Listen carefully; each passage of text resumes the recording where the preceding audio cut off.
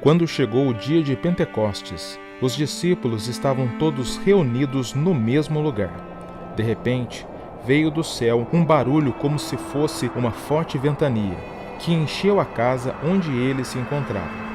Então apareceram línguas como de fogo que se repartiram e repousaram sobre cada um deles.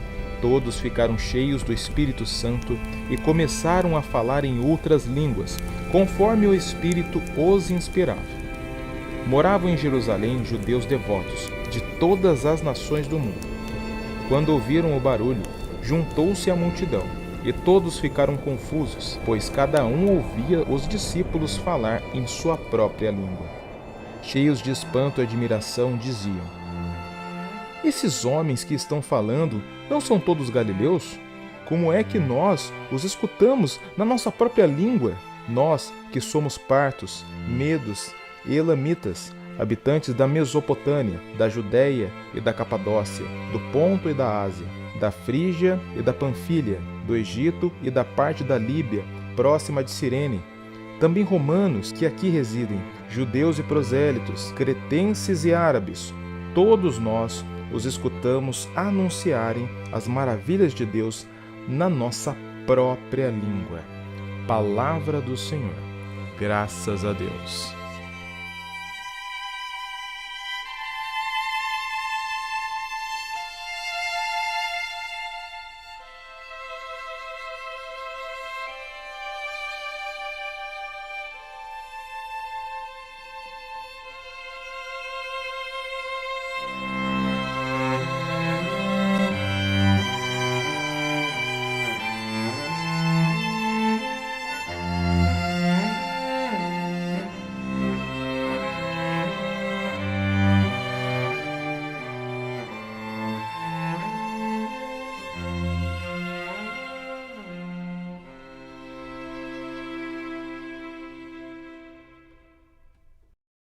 Em nome do Pai, do Filho e do Espírito Santo. Amém. Paz de Cristo para todos, sejam bem-vindos a mais um vídeo aqui no canal Levante-se Deus, o canal que tem como objetivo anunciar a boa nova de Cristo através da meditação e da partilha do Evangelho. Ide e anunciai. Isso é o que diz a palavra de Deus. Hoje é o dia da solenidade de Pentecostes. Hoje é o dia que a Santa Igreja nasce para poder anunciar a todos os povos, para poder converter todas as nações, para poder levar a boa nova de Cristo para todos aqueles que creem. E hoje nós vamos adentrar nesse grande mistério que é o dia de Pentecostes, um dia que acontece exatamente 50 dias depois da Páscoa. E isso é o mais lindo, que a Santa Igreja preserva essa tradição maravilhosa para que nós possamos estar sempre em unidade com Deus. Para fazer essa partilha, eu vou dividir ela em duas partes. A primeira, eu vou meditar sobre o Evangelho de hoje e depois eu vou explicar sobre a questão do Pentecostes. A base da teologia que eu vou utilizar para poder fazer essa explicação é através do que nos ensina o professor em teologia, o apologeta católico, professor João Cláudio Rufino, que ele é professor de Bíblia na PUC de São Paulo. Então eu vou usar principalmente quando eu vou falar sobre Pentecostes, né, tem algumas palavras em grego que ele usa para poder fazer uma reflexão muito profunda e eu vou me basear nesses ensinamentos para poder fazer essa partilha, tá bom? Então é isso. Invoquemos o Espírito Santo. Vinde, Espírito Santo, enchei os corações dos vossos fiéis e acendei neles o fogo do vosso amor. Enviai o vosso Espírito e tudo será criado e renovareis a face da terra. Oremos. Ó Deus, que instruíste os corações dos vossos fiéis, com a luz do Espírito Santo, fazei que apreciemos retamente todas as coisas, segundo o mesmo Espírito, e gozemos sempre da sua consolação. Por Cristo, Senhor nosso. Amém. O Senhor esteja conosco, Ele está no meio de nós. Proclamação do Evangelho de Jesus Cristo segundo João. Pelo sinal da Santa Cruz, livrai-nos Deus, nosso Senhor, dos nossos inimigos, em nome do Pai, do Filho e do Espírito Santo. Amém. Glória a vós, Senhor. Ao anoitecer daquele dia, o primeiro da semana, estando fechadas, por medo dos judeus, as portas do lugar onde os discípulos se encontravam, Jesus entrou e, pondo-se no meio deles, disse: A paz esteja convosco. Depois dessas palavras, mostrou-lhes as mãos e o lado. Então os discípulos se alegraram por verem o Senhor. Novamente Jesus disse: A paz esteja convosco. Como o Pai me enviou, também eu vos envio. E depois de ter dito isso, soprou sobre eles e disse: Recebei o Espírito Santo. A quem perdoardes os pecados, eles lhes serão perdoados. A quem não os perdoardes, eles lhes serão retidos. Palavra da salvação, glória a vós, Senhor. Que as palavras do Santo Evangelho perdoem os nossos pecados e nos conduzam à vida eterna. Amém. Qual que é a promessa de Deus nesse texto? O perdão dos pecados. Isso fica muito claro que, quando Deus sopra o Espírito Santo sobre os apóstolos, ele está dando ali uma ordenação sacerdotal. Ele está passando a autoridade de Cristo para os apóstolos, para que por meio dos apóstolos a graça do perdão dos pecados possa chegar até as pessoas que precisam desse perdão. Ou seja, o perdão de Cristo passa pelos seus sacerdotes. E isso é muito interessante porque esse rito, ele remete a uma ordenação sacerdotal do Antigo Testamento do livro de Levítico. Levítico, no capítulo 8, vai falar sobre as ordenações sacerdotais daquela época. E os sacerdotes daquela época, depois que faziam esses ritos, depois que Moisés dava para eles a autoridade, ordenava aqueles sacerdotes, eles tinham que prestar sacrifícios para Deus. 5 sacrifícios. Desses 5 sacrifícios, 3 era para celebrar a união com Deus e 2 eram sacrifícios de perdão dos pecados. E como é que eram esses sacrifícios? A pessoa levava um cordeiro, punha a mão sobre o cordeiro, e ao colocar a mão sobre o cordeiro, é como se ele transferisse todos os seus pecados para o cordeiro. O sacerdote sangrava aquele cordeiro no altar, parte dessa carne era queimada, e uma outra parte o sacerdote comia.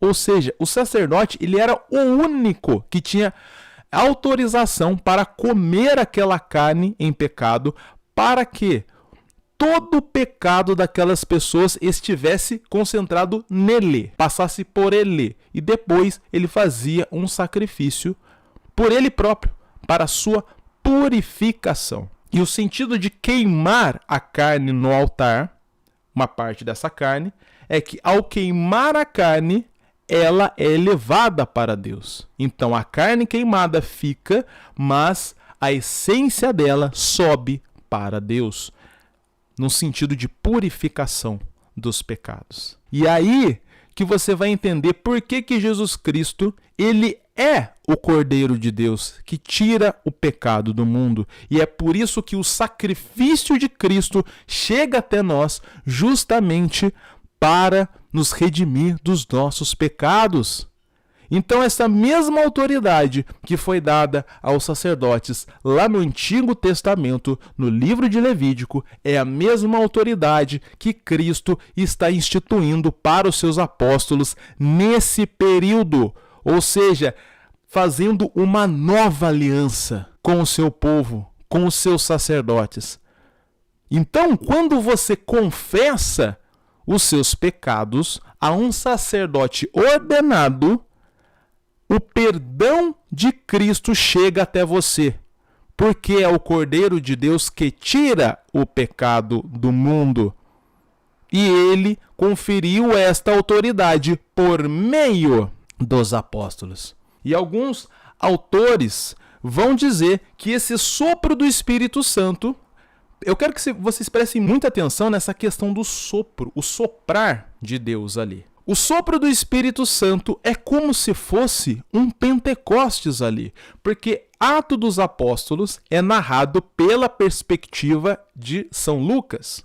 E aqui, no Evangelho de João, ele narra os acontecimentos como se fosse um Pentecostes, não como festa, mas sim como a descida do Espírito Santo, porque nesse momento todos os apóstolos estão reunidos em um único local e Jesus sopra o Espírito Santo sobre todos eles. Então, qual que é o princípio eterno dentro desse texto aqui? Se você confessar com o sacerdote, o seu pecado vai ser perdoado. Se você não confessar, esse pecado ele fica retido. É a mesma coisa que nós vamos analisar no texto que nós meditamos na semana passada do Evangelho de São Marcos. Quem crer e for batizado será salvo. Quem não crer será condenado. Ou seja, esta condenação é uma consequência. Aqui é a mesma coisa. Se você não confessa para um sacerdote, esse pecado ele fica retido. Esta é a condenação, é uma consequência disso. Entende que a condenação é no sentido de uma consequência de você não cumprir aquilo que Deus institui como um caminho de salvação. Por isso que os sacramentos eles são extremamente importantes, porque é o sinal de Cristo para a sua salvação. É muito lindo nós podemos analisar e contemplar estas verdades que estão contidas na Bíblia, que fazem conexão com o povo de Israel do Antigo Testamento, fazendo com que essa igreja seja a nova Israel. E agora eu quero passar para a análise do texto de Atos dos Apóstolos. Lembrando, mais uma vez, que eu estou me baseando essas partilhas na teologia que é ensinada por dois teólogos, na verdade. Eu estou me baseando mais no professor João Cláudio Rufino, mas também me baseio nas explicações do professor Felipe Aquino, que são os dois teólogos que eu acompanho, para que assim eu consiga ter uma meditação mais profunda das verdades reveladas de Cristo. Atos dos Apóstolos, capítulo 2, versículos do 1 ao 11, vai falar sobre o Pentecostes, a descida do Espírito Santo, quando, olha só que interessante, quando os apóstolos, todos reunidos no cenáculo, ou seja, esse local onde eles estão reunidos é o mesmo local onde aconteceu a última ceia, é exatamente o mesmo local, todos estão reunidos.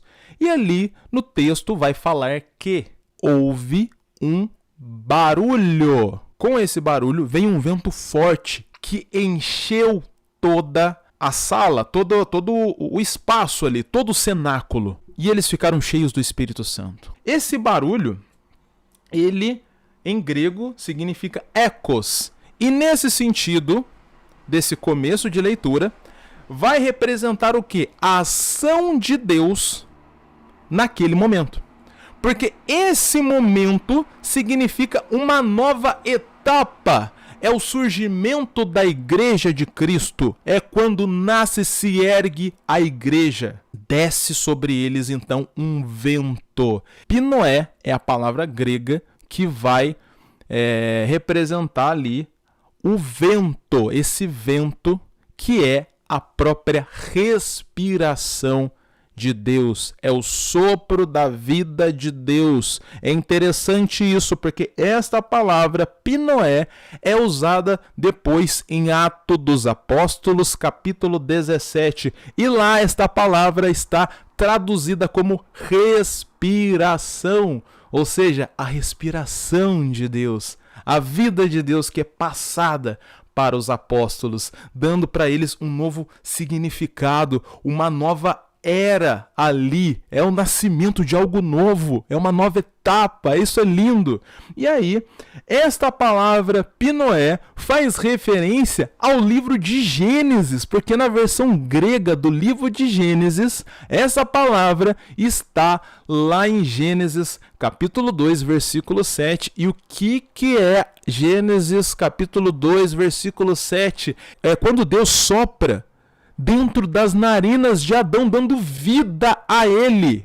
Ele encheu todos ali de vida.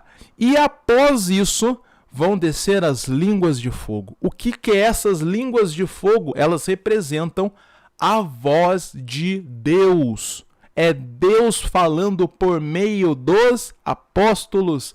É interessante que lá no livro de Gênesis mesmo, você vê que Deus se manifesta para Abraão por meio de uma fogueira. Você vê que lá no livro do Êxodo, Deus se manifesta através da sarça ardente para se comunicar com Moisés. E o mais bonito é o que vai falar lá no livro dos Salmos, capítulo 28, versículo 7, onde é dito pelo salmista que a voz de Javé é como uma labareda ardente, uma labareda de fogo.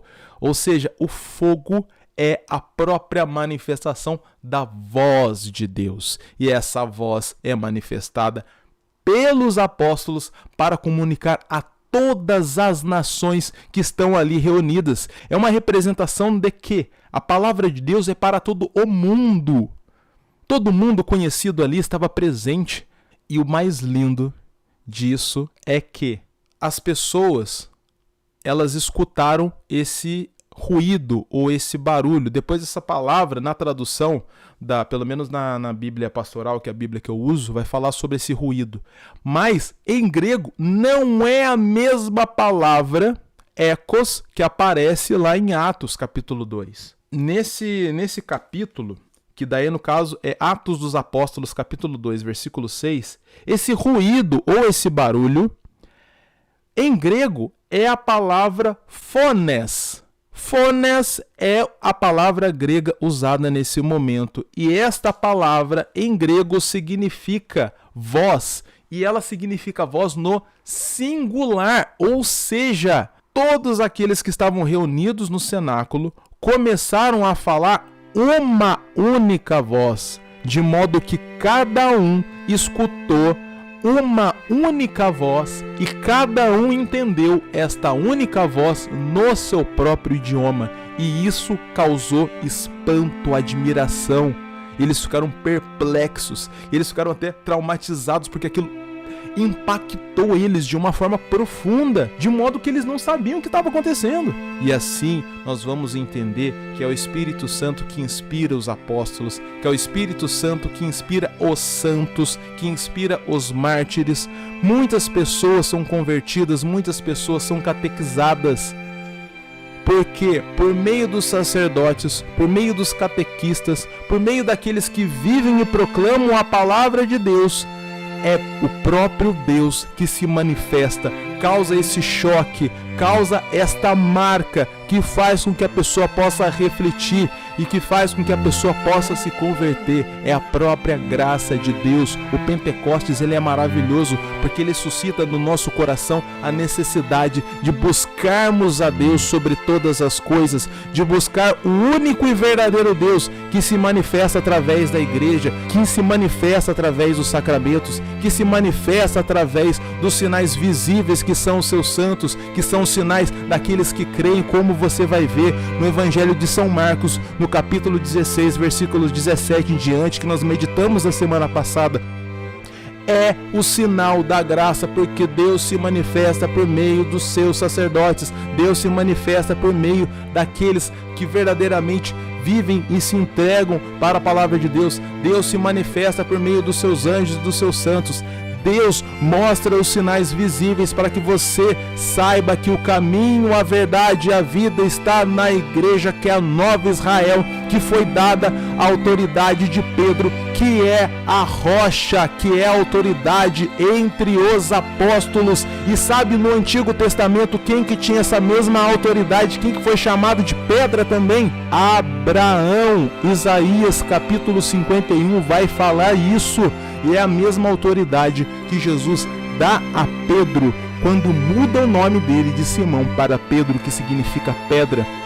Ele, após esses eventos de Pentecostes, ele toma iniciativa. O mesmo Pedro que negou Jesus 3 vezes é o mesmo Pedro que faz um belíssimo discurso, que ele assume a autoridade da igreja, e essa autoridade é passada de geração em geração pela sucessão apostólica até chegar no Papa Francisco. Ou seja, você pode ter certeza que a Igreja Católica é a Igreja de Cristo na Terra, que preserva a tradição apostólica, que hoje te dá a autoridade de poder ler uma Bíblia e, por meio da Igreja, poder interpretá-la da melhor maneira possível, da maneira verdadeira, da maneira correta, por meio do seu magistério. Isto é lindo, isto é maravilhoso. Louvado seja Cristo por esta graça maravilhosa, por esses sinais que fazem com que você creia que é possível alcançar a graça. Então rezemos todos juntos esta linda oração. Creio em Deus Pai Todo-Poderoso, Criador do céu e da terra, e em Jesus Cristo, seu único Filho, nosso Senhor, que foi concebido pelo poder do Espírito Santo, nasceu da Virgem Maria, padeceu sobre Pôncio Pilatos, foi crucificado, morto e sepultado, desceu à mansão dos mortos, ressuscitou ao terceiro dia, subiu aos céus, está sentado à direita de Deus Pai Todo-Poderoso, donde há de vir a julgar os vivos e os mortos. Creio no Espírito Santo, na Santa Igreja Católica, na comunhão dos santos, na remissão dos pecados, na ressurreição da carne, na vida eterna. Amém. Levanta-se, Deus, por intercessão da bem-aventurada Virgem Maria, de São Miguel Arcanjo e de toda a milícia celeste, que sejam dispersos nossos inimigos e que fujam de nossa face todos os que nos odeiam. A cruz sagrada seja a nossa luz. Não seja o dragão nosso guia, retira-te, Satanás. Nunca me aconselhe coisas vãs, é mal que tu me ofereces, beba tu mesmo dos teus venenos. Em nome do Pai, do Filho e do Espírito Santo. Amém. Compartilhe esse vídeo com todos aqueles que você sentir. Compartilhe, porque a palavra de Deus deve ser anunciada a todos os cantos do mundo, para todas as nações. Louvado seja Deus, que nos reuniu no amor de Cristo.